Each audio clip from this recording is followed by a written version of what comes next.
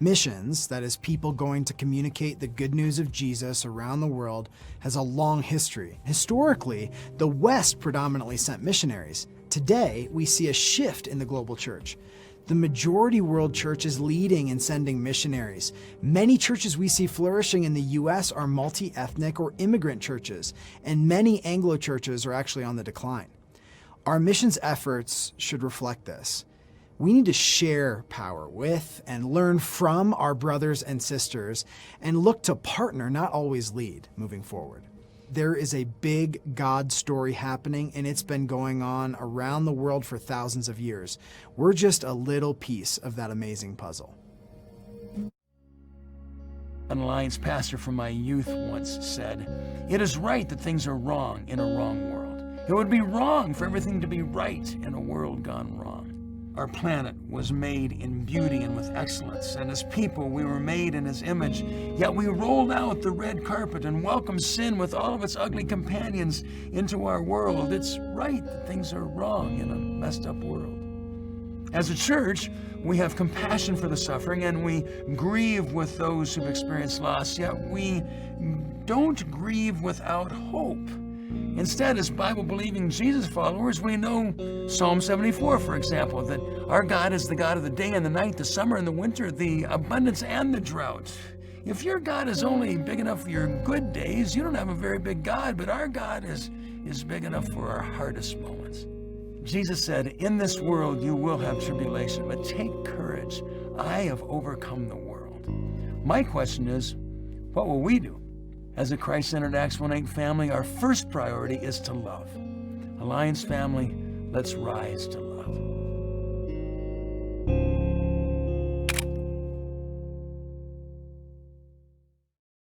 Hi, we're the Boardmans.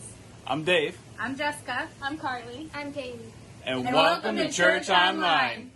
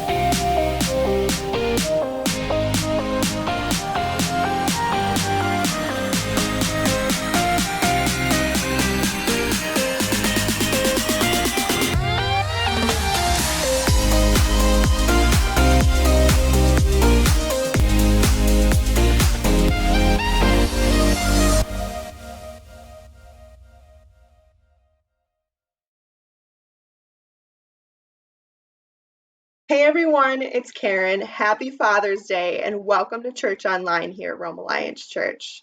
Thanks so much for inviting us into your homes. In the description, you can connect with us by filling out our online connect card or by giving a gift to the ministry here at Rome Alliance Church. Today we have some special Father's Day segments, a video on vision moving forward as a church, and we begin our new series in the Book of Ruth. Are you ready, church? Let's go.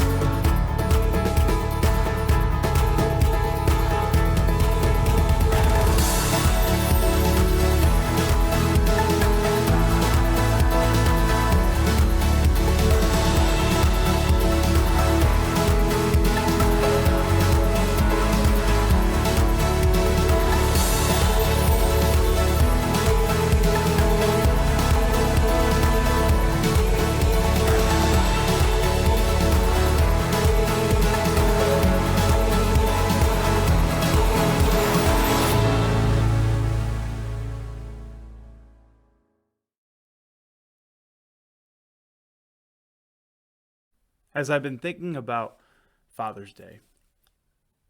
I've been looking around to see what media portrays or what videos are out there that says something about who dads are and what Father's Day is. I've come to realize that really a lot of it falls short. For instance, a lot of things have to do with you're a dad if you can show your kids that you can fix something with tools. Or you're a dad because you can grill meat on the grill. I come to realize that oftentimes Father's Day, really is a day where it's not too heavy and we try to keep it light with some jokes. Kind of like this.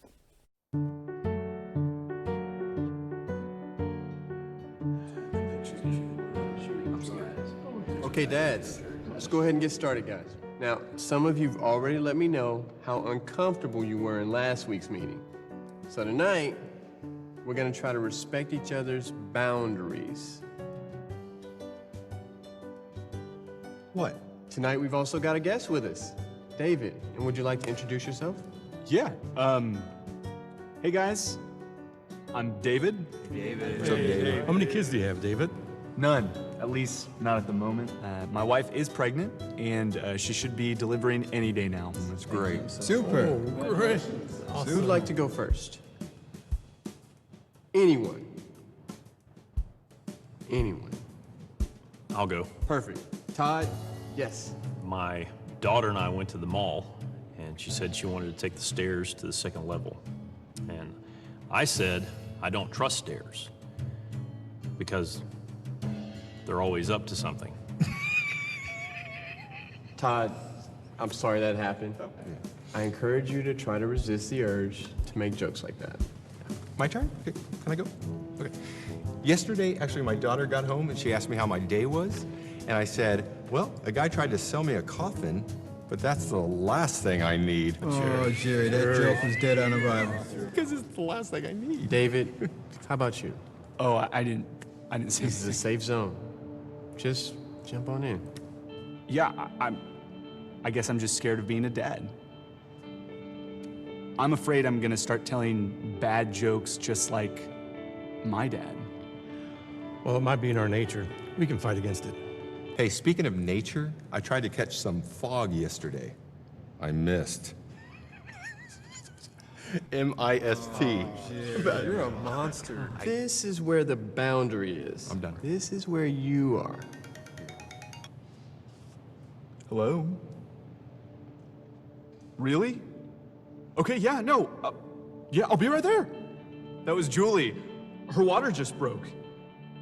I guess the baby finally ran out of womb. I'm gonna be a dad. Don't you think you should be going? Oh, yeah.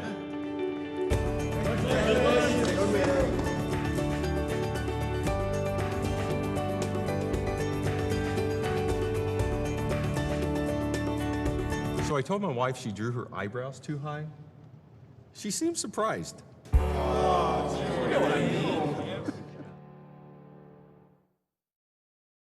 You see, there are some jokes, and maybe your dad has a corny joke or two to share. There is some truth to that, but the truth really didn't get too deep. I think Father's Day oftentimes just sticks to the tools and the grill, because let's admit it, men. Oftentimes we have a hard exterior and we don't want to let anybody in. It's hard to open up as a man to share struggles, or to share maybe even with another man how difficult maybe or how hard it is to have to raise our kids, or maybe even having an adult kid that you have that maybe you don't have a great relationship with, or maybe you have difficulties with, and it's tough. On the other hand, Father's Day is a very difficult day for many people. They have a relationship that hasn't gone well with the dad. There's unforgiveness or bitterness, or maybe they've had a father walk out in their life, or maybe they didn't have a father. And so that's why we don't want to go too deep sometimes, because there's pain and there's hurt in the depths. And so we keep things to a laughing sense. But fathers, for those who take their role serious, we thank you. Thank you for taking your role serious and raising your kids to follow Jesus. We celebrate and we encourage you today. For those who are struggling, remember you have a heavenly Father who's perfect. He is the one we look to for what it means to be a father. He loves us unconditionally. He's never walked out on us. Jesus says he'll never leave us nor forsake us. Father's Day is special. It's really special to some right here at Rome Alliance Church. Let's take a look. Daddy, because he lets me ride on his motorcycle and he is a nice dad. I'm thankful for Daddy because he makes my breakfast. I am so thankful for Daddy because he's the greatest daddy in the whole wide world. My dad means a lot to me because over the years he's taught me what it means to be hardworking. And something that always stood out about my dad is he was a really good listener.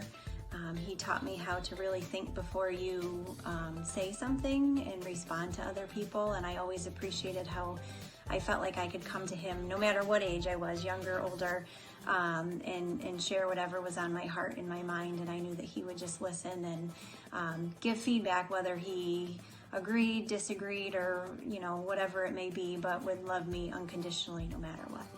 I love my dad because he's responsible, respectful, caring, loving, and the other reason I love my dad is because he gives me tips on sports that I play, and he comes home sometimes and plays with me after a hard day of work. I love my dad because he shows me what hard work looks like. In my eyes, he's a superhero and he's very special to me.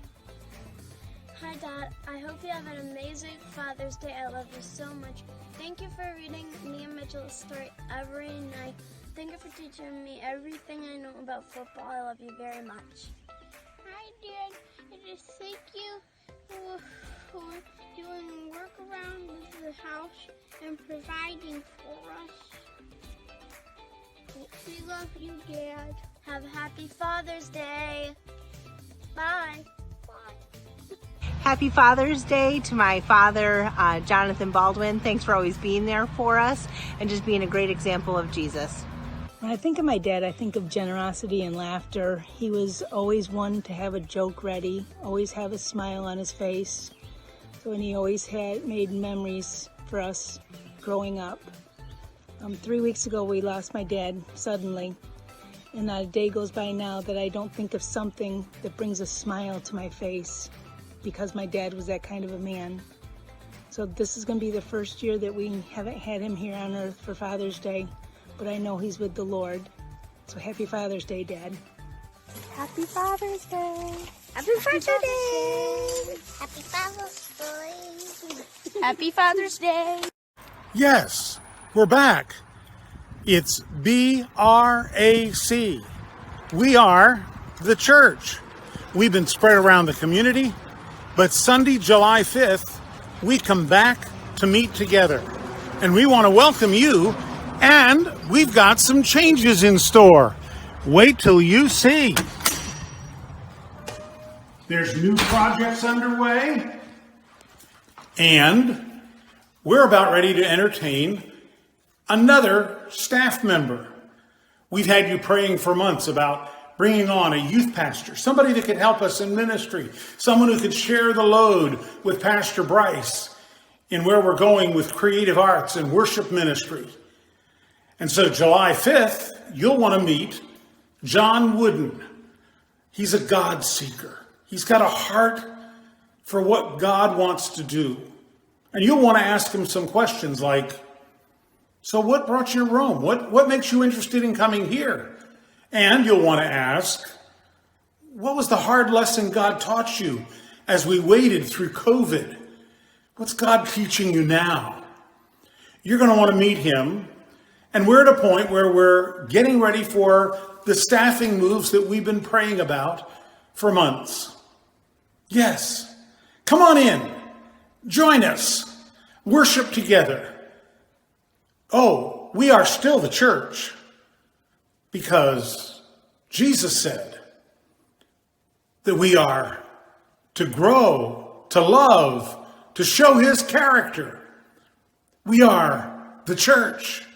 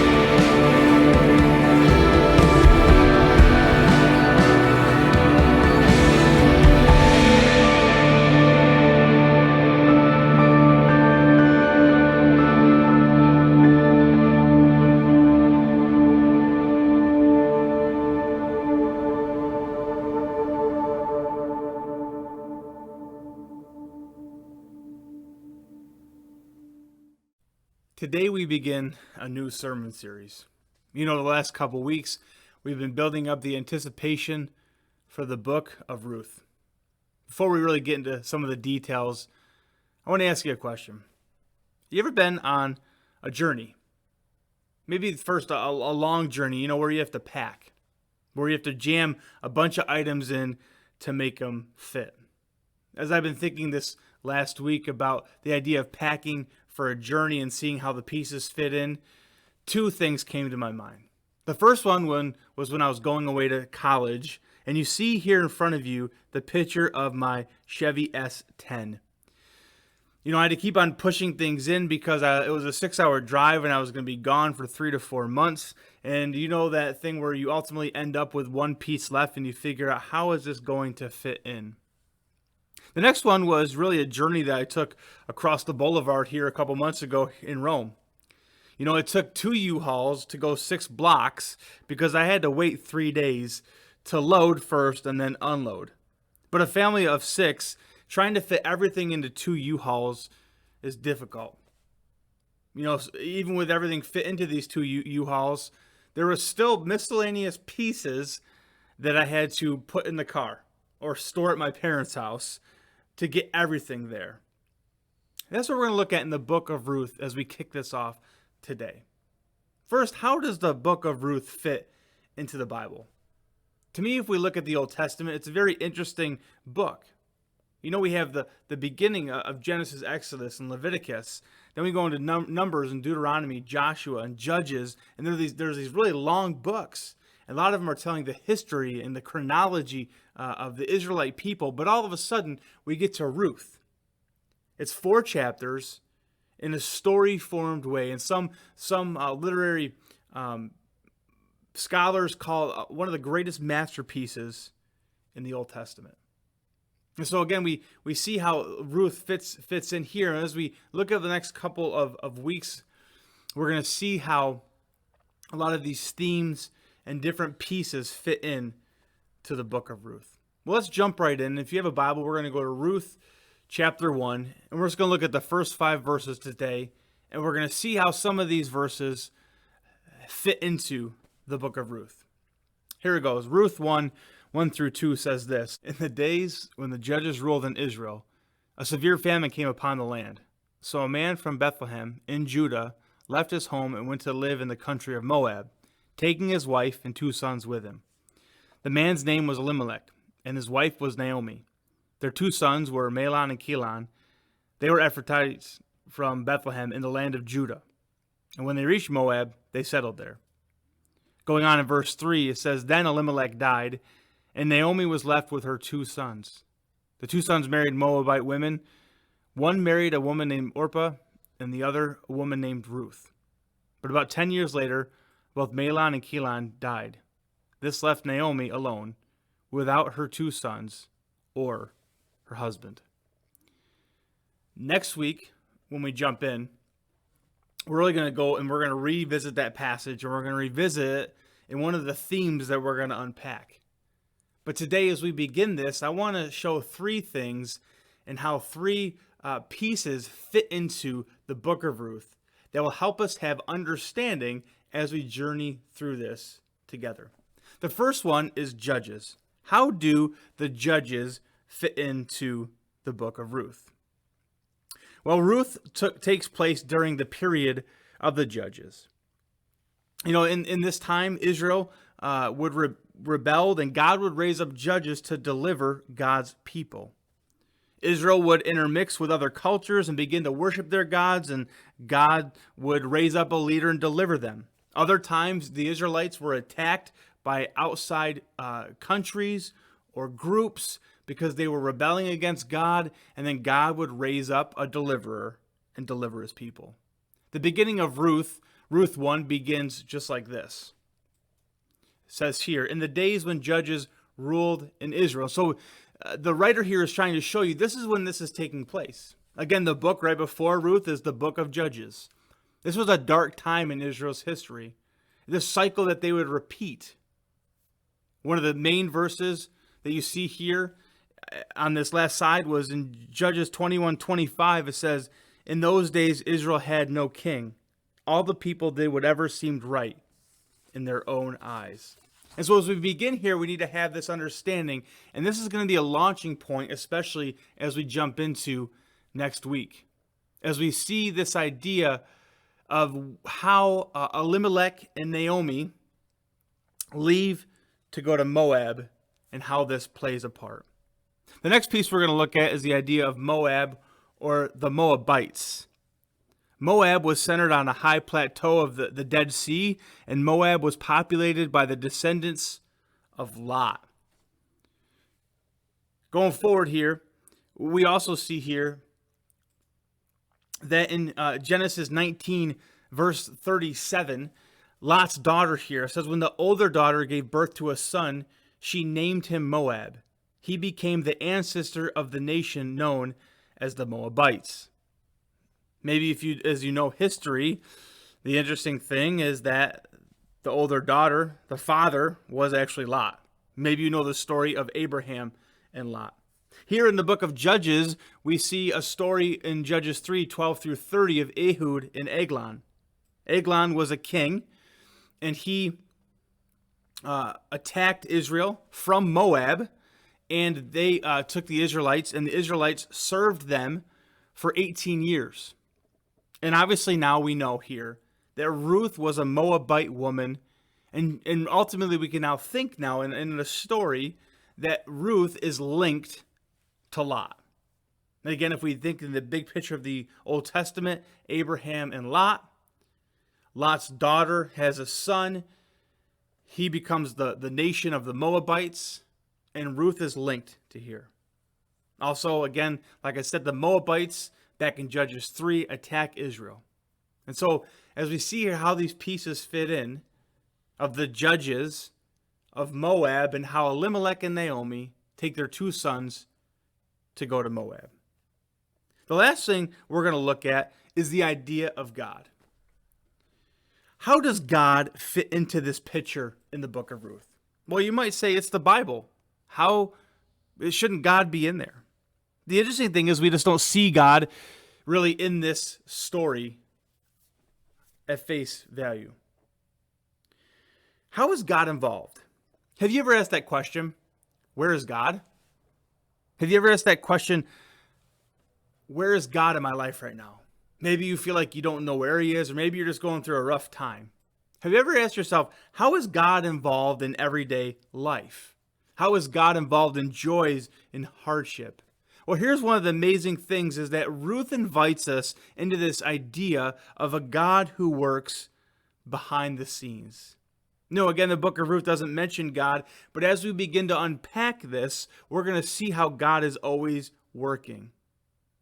Again, for me, oftentimes, God doesn't work in miracles every day or these big flashes, but often I can catch glimpses of him working. And there's periods of time that I'm like, God, where are you? What are you doing in my life? And then I'm able to look back and I can see that God has been working all along. The big word for this, or the theme, is God's providence. This is how we're going to define it here this morning. And maybe there's some words, maybe you've heard of this before that you can add along with this, but I wanted to try to give us a snapshot of this. Providence is this: as creator of all things, God upholds, directs, and governs all creatures' actions and things. God's activity can be seen throughout history by providing for the needs of human beings, especially those who follow him in faith. Providence occurs because God cares about the universe and everyone in it. God is always working to accomplish his purposes. As we see here in the book of Ruth, we're going to see that God is always working to accomplish his purposes in life. Even though we don't always see him, sometimes we might be wondering where he is. God is always working. As we are going to see how pieces fit in, we're also going to begin to now, once we get to our on the way to our destination, and to our destination, we're going to unpack the major themes in the book of Ruth. And this is really where I want to pause, and I want you to think about your journey yourself. You know, maybe it's not the book of Judges, but maybe it's other defining moments in your life. You know, a defining moment in Israel's history was from Judges 3 when Eglon attacked Israel. As we begin to look this next week, I want you to evaluate and think, what are some defining moments in your life? You know, Israel had an interesting relationship with the Moabites. Maybe you've had interesting relationships in your life that have shaped your journey. Maybe you've asked the question, where is God in this? Where is God working right now? Or maybe you're at a point in your life and I have no idea what God's doing, where he's at. And maybe you've had, in your journey, maybe you felt like God's been missing and you just don't know where he is. Maybe you feel like in your journey, you're wandering. Maybe it's a bumpy road. Maybe you have reached the point of redemption. But over the next couple weeks, I'm asking you to think about how has your journey been? You know, we see here from the beginning that there was a journey taken from Bethlehem to Moab. And we're going to talk about how these themes that come out of the book of Ruth, how they're going to intersect with our journey. And so take the time. Take the time to talk and write down in a journal or whatever it is the defining moments in your life. Look at the relationships and how they've shaped you. Talk about how you have thought of how God has been working. Maybe you can write ways you've seen him work, or ways that questions you've asked and say, God, I just don't know where you're working right now. Maybe you can look at the idea of a road, of wandering or bumpy or whatever it may be.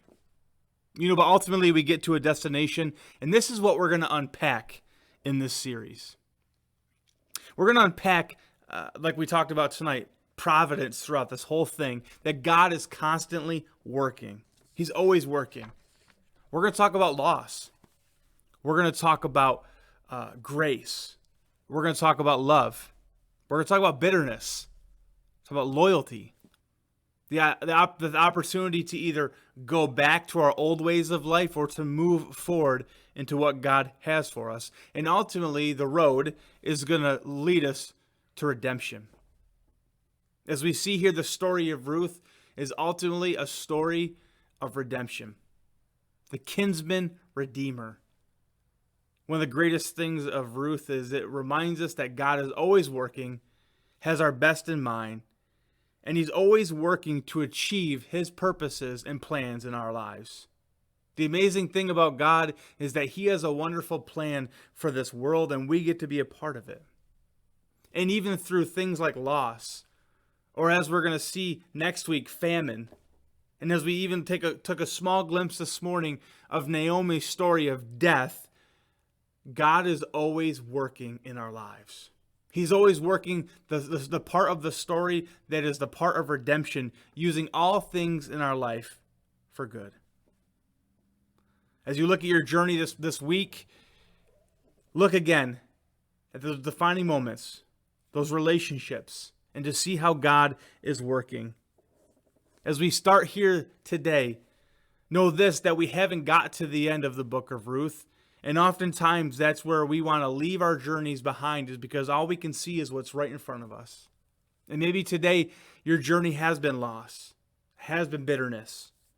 There hasn't been a lot of love. But over these next several weeks, I'm going to ask you to engage with us to see how God is working in our lives, how he's always working, and how he is calling us into his plan of redemption. Can't wait to see how God works in this and through this, as next week we begin to unpack these themes in the book of Ruth, and as we're going to look at loss. Be prayerful, be mindful, and really look deep inside of you at your journey and what your journey's been so far in life. Keep our eyes up, because there's a Redeemer as we journey along that we meet.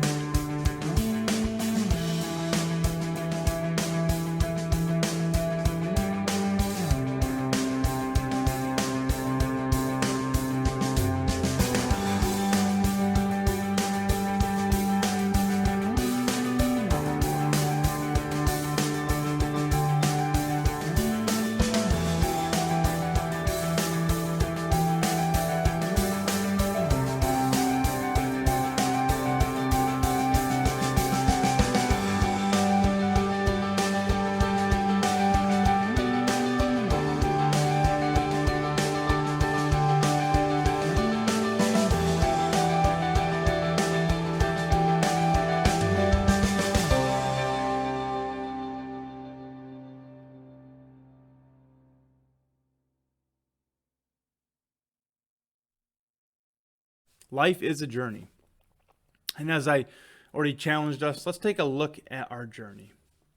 You know, this past week I sent an email out to the church that had a little packet of stuff to journey through as we go through the Book of Ruth. And part of this is going to be looking at some of the themes that we're looking at in this series. And it's going to be help you to process in your journey. So each week, as we go through a theme, you can take it and to walk through it as you help process your journey and to see how our lives intersect with the Book of Ruth. Encourage you to use those questions in there, maybe as a family or maybe as a small group or with other people in the church, as they help you and as you look at your journey, ultimately, as we keep our eyes on Jesus. Thanks so much for joining us for Church Online. And again, to all you fathers, happy Father's Day.